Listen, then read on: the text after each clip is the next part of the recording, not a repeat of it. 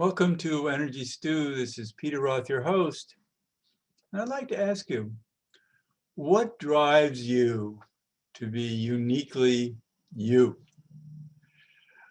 How much are you in control of being you? What can you manage, manipulate, change? Who are you? You can't help but just be who you are in ways that maybe you've learned by now you have to be. And I don't know how to change anything for instance, in myself, because over the years, there's been a lot about me that not only I'm concerned about, but many other people as well. And maybe I could have been different in so many ways. And somehow it didn't work out. So I'm going to do this show by myself. I seldom do that. And I thought that I would riff on human design and talk about different elements of it that make us uniquely ourselves that we might have wondered about. Why do I always act this way or that, behave this? What are my limitations? And what are my strengths? Who am I here to be that would be nice to comfortably be happy with?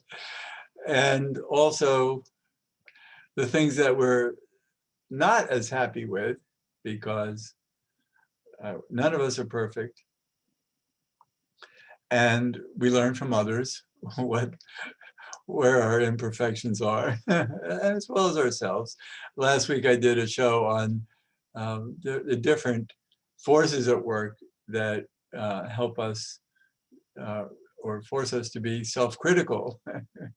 Those are based on the 52 card deck, the cards we're born to, and how we're challenged by them, not only by others, but by ourselves. And the human design system is a lot that way too, because both systems are based on birth dates. Human design is based on where the planets were at the moment of your birth, and another point 88 and a half days before you're born, when the unconscious half of your personality clicked in. So the human design knows a lot about us in ways that other systems don't. And they're always accurate, because I do readings all the time for people. And at the end of readings, people are always amazed at how accurate the readings were. And these are long readings. They can go for 2.5 hours with a lot of detail. And yet nothing is off base. How can that be? How can something based on our birth data know us so well? And most of you understand these systems and astrology as well, and how when we know these systems, we can be very clear about ourselves and each other. And so what I wanted to do today is really to go over a number of different characteristics that we're all born into differently. And, not that everyone is completely, we all are completely different than each other. If you take the total sum of all the traits, no one has the same sum as you do, unless they were born at the exact time and place. And even then, there are different tonalities based on the seconds you're born. And it's fascinating to see how, for instance, how twins can be, in many cases, very different from each other and still be living the same human design, but through a different lens. And yet these traits will still prove accurate, but in ways that are understandable. That we can be so different. So it's hard to be different than we are born to be. And the more we can learn about it, the better we can be. Because a lot of it is self-forgiveness. a lot of, because we all have shadows, we all have weaknesses in our designs that cause trouble in our lives. And that's really a lot of what we came here for, is to be better, to help our souls grow. And so we've chosen paths that have challenges in so many ways, including the world we live in, especially now, and how we're each dealing with it differently. And I don't know how you feel, if you surprise yourself or not with the different opinions you have versus others. And I know a lot of you in my audience are unique thinkers and you don't necessarily follow the mainstream. And why? What is it about you? What if you tried to be just a group thinker and just try to, it's not about trying. You can't help it. If you're a group thinker, you just want to see what the popular opinions are, and it makes sense to agree with them automatically.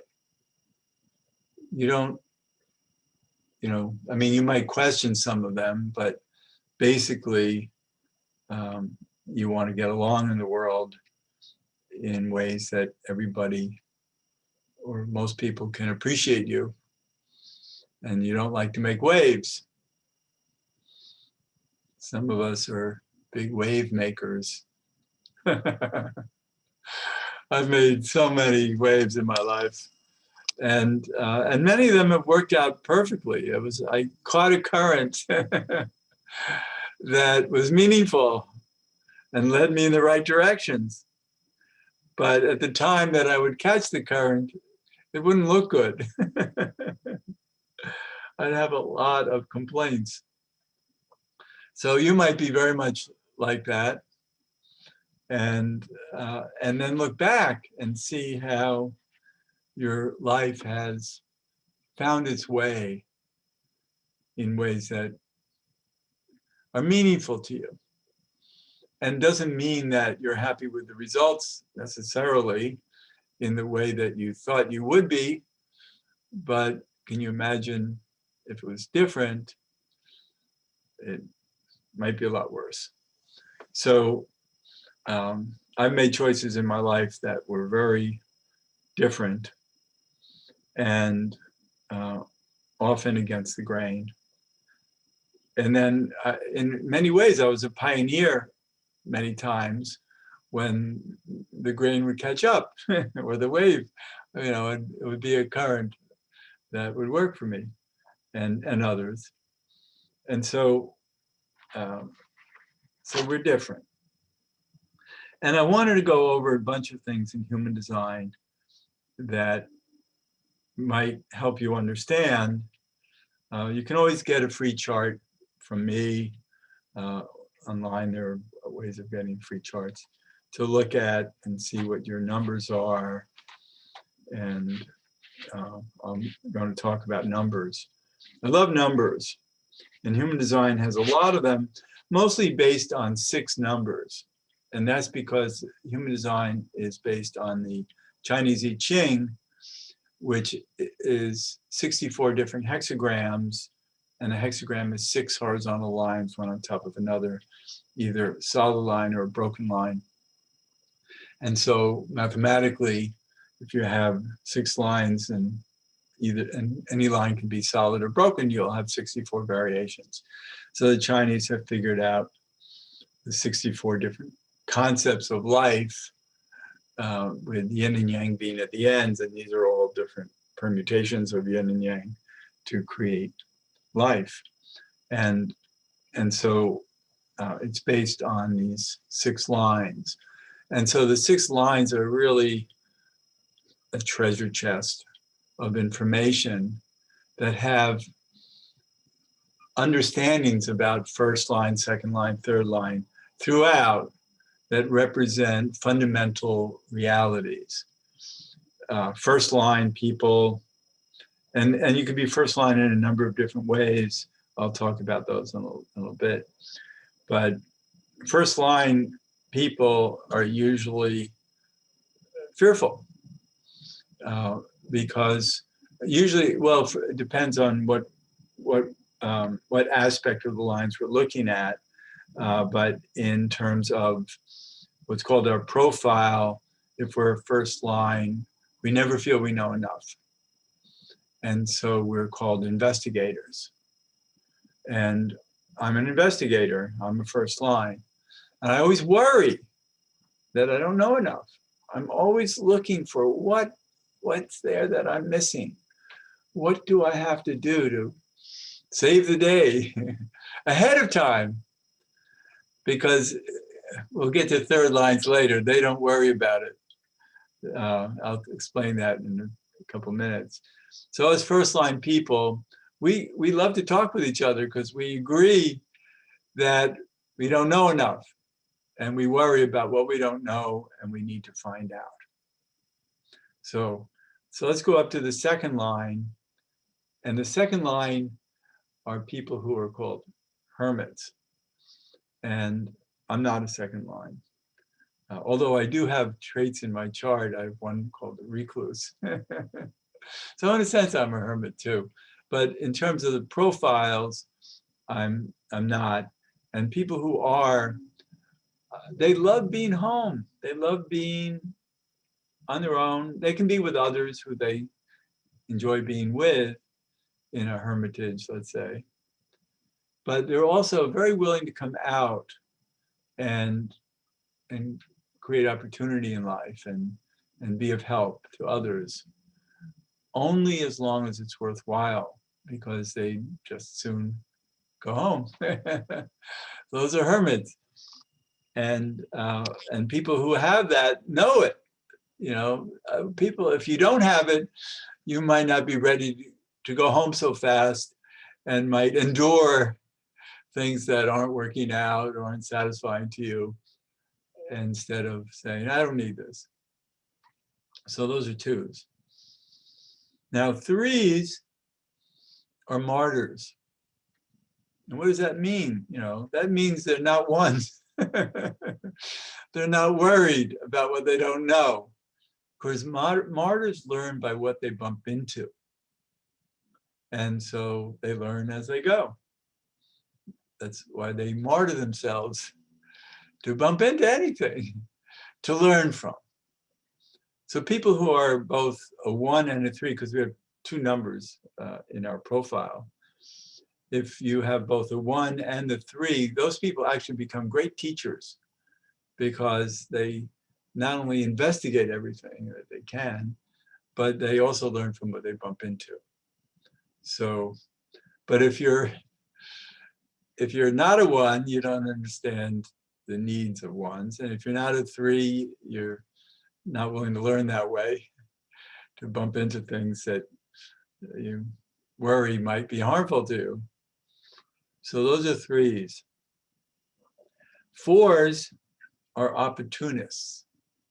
No, not all of us are opportunists. I happen to be a 1-4, or a 4-1 actually. Doesn't matter. One has to be on the conscious side and the unconscious side, but they're both very strongly at play. And so the 4 is seeking opportunity from others, or to others. Like right now, I'm loving being a 4 because I'm offering the opportunity of presenting you with information I have about human design. So to me, this is a great opportunity. So us 4s are always interested in who's the next opportunity? Who can I meet? Who wants something that I can give them, or just social pleasure. Where's the next opportunity of having a great conversation with someone? And, or being of service, of course. So us fours, we think that way. Fives are called heretics. So if you're a heretic, it means that people expect you to have the answers. And if you don't have the answers, they burn you at the stake. And you go, oh my God, why are you burning me at the stake? I didn't say I had the answer. But they'll say, yeah, but you look at. So fives are people who actually look like they have answers. I'm not a five. So I know that people don't look at me and expect me to have answers. Actually, when I speak is when I influence people. Only when I speak. If I'm standing around, I actually become invisible. So I know I need to speak. And in human design, actually, I have a trait called the verbal gunslinger. And so fortunately, I have that. Otherwise, I'd be invisible all the time. And so many of you are verbal gunslingers. And many of you are the opposite. They're people who have the need to wait and see before you say something.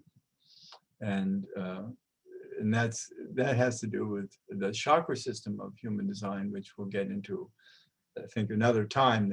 It's today I really just want to work on these numbers. So the heretics are awkward that they're under pressure so much because people expect so much from them. And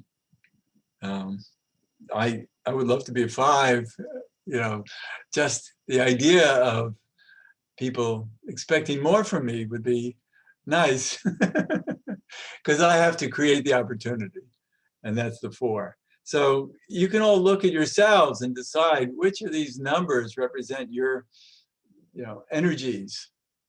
Do you worry that you don't know enough? You're happy to be a hermit? Do you notice that you bump into things a lot and learn from the experience, and you're okay with that? Are you seeking the opportunities? Or do opportunities come to you because people expect a lot from you, expect you to have the answers, but then you have to produce or they burn you at the stake. And then the six is the role model. And so role models are people who have struggled in their early days of life and go through their middle years of life trying to avoid those kinds of struggles and healing from their early days. And so they become role models. So they become the wise ones on the hill. And so we seek them out. So those are sixes, but they've been burned. So they're not so happy having needed to become a six, but they are certainly wise from it. So those are six numbers that I think are really important for you to consider about yourselves. Now I'm going to look at another set of six numbers, and this is the Venus sequence. This comes from an offshoot of human design called Gene Keys, and it has to do with the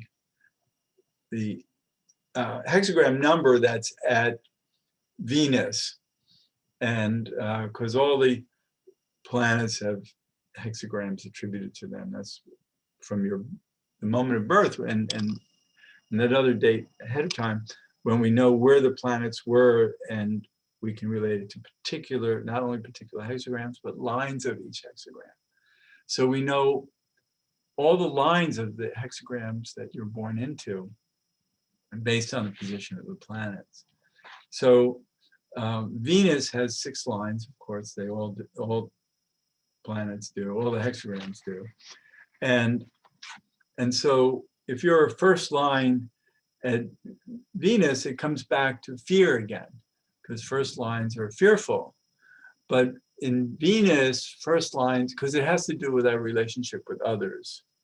And first lines have actually physical fear of danger from others. And it's not like they don't go out, but I've worked with a lot of people who are first lines at Venus, and they always seem to have escape hatches handy, ways that they can, run for cover as soon as this fear is realized, which is often because that's the nature. The Venus sequence is very, very predominant in our lives. So first line people feel that, they're vulnerable. Second lines are people who live in denial. They're, it's fear, again, but it's fear of blame. And it's like not willing to accept blame and then turn it around on others. And so if you're a second line at Venus, you're really ready to defend yourself all the time. No, it wasn't me. I don't do that. So second lines at Venus are sometimes difficult to be around. If you're a third line, and I'm a third line, we are masters of avoidance. We're unable to confront. And I've known about this about myself for a long time. And I've watched myself avoid confrontation in ways that I needed to confront, but I just couldn't find it in me. I just, the fear of ending up with egg on my face, because if I confront, what if I'm wrong? And then make a fool of myself. Or else I just don't really want to disturb the peace. And for some reason, it's important for me to maintain that peace.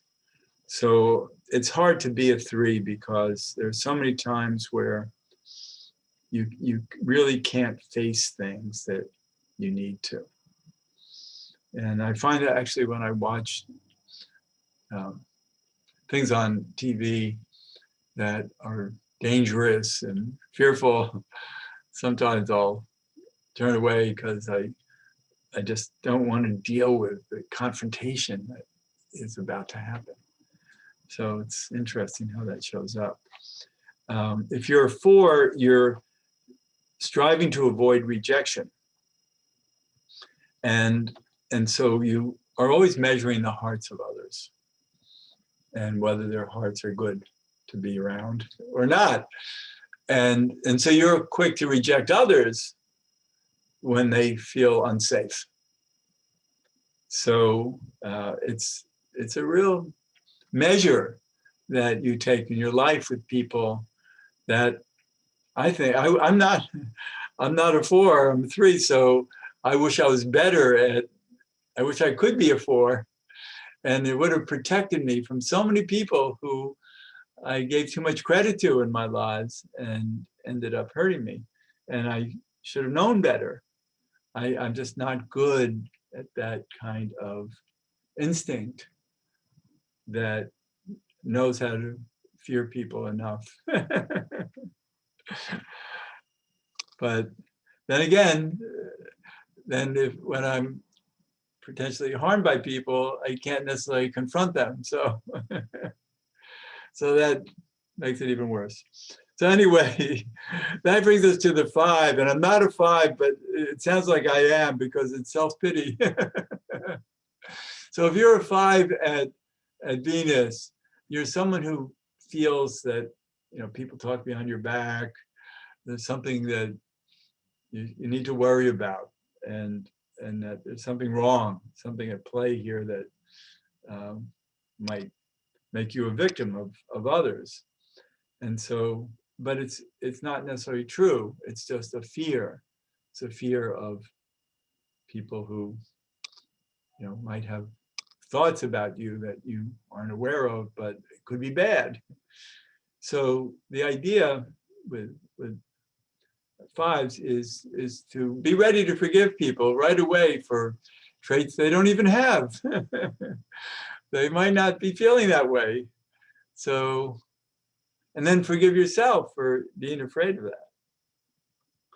So those are 5s. And 6s are a very interesting. Again, it's remember that in the 6 in the profile are people who've been burned in life, have been harmed early in life, and then healed from it and became role models. So in this, it's the fear of that. It's the fear of harm. And so it's people who pull away, who hold back, those are people who tiptoe in. And if you're somebody who there are new situations and you're not sure, you'll be careful. You'll tiptoe around. It won't be natural for you to just fly right in and stick your chin out. So 6s are careful. And it's really an interesting, it's helpful. I don't think 6s should be that concerned about being 6s. They play it safe. And it doesn't mean they don't get involved, but they wait until they know it's safe. So those are different ways that numbers reveal themselves. I didn't know time would go so fast because there are other things in human design, and I think I'll do another show soon about the color we're born to, which is a number, it's not visual, and the tone we're born to, and how they play out in our lives. And then there are other numbers in human design that are of value. So I want to really explore these things over time. I'm glad I had the opportunity to do it now. So, and you can get your free chart by through my email address, peter@heartriver, HEART river.org. And I'd be happy to send you one. I need your birth data, date, time, and place. And also, I'd love to hear from you, and thanks so much for listening.